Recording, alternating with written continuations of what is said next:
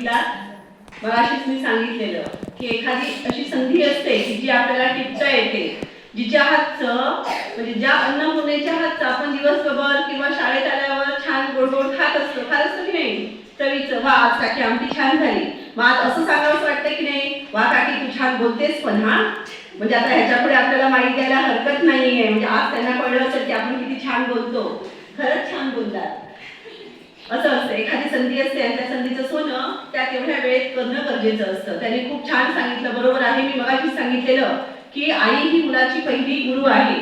सगळं ज्ञान हे शाळेमध्ये देता येत नाही, पण जेव्हा आईच्या समोर ते मूल असतं त्यावेळी सहज काही गोष्ट, आता समजा एखादा आपण फ्रीज उघडला, जा रे, जर त्या फ्रीज मधल्या 2 मिरच्या घेऊन यायची, पहिली मुलं असतील, 2 कांदे आण रे, बरोबर ना, ह्याला काय म्हणतात रे, ह्याचं मराठीत नाव काय रे, ह्याला काय म्हणतात, कांदा म्हणेल किंवा त्याचा एखादा उच्चार वेगळा येईल, नाही रे ह्याला असं म्हणतात, बरोबर ना. मग त्याला इंग्रजीत काय म्हणतात, म्हणजे असं बेसिक त्यांना जेवढं येतं तेवढं, अगदी त्यांना अगदी प्रॉपर सगळं आलं पाहिजे असं नाही, त्यासाठी शिक्षक असतात, पण तरी सुद्धा आई म्हणून आपल्याला जास्तीत जास्त ज्ञान देणं गरजेचं आहे. आणि तेव्हा ती खरी माझ्या अर्थाने ती स्मार्ट माता होणे आपण, बरोबर ना.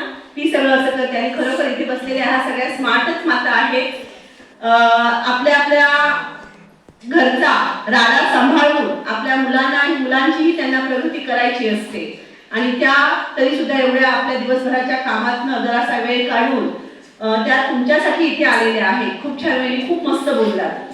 त्यानंतर मी पांचाळवहिनी स्नेहा पांचाळ यांना विनंती करते की त्यांनीही आपलं जरासं या ठिकाणी निपुण महाराष्ट्राविषयी मनोगत मांडायचं आहे. या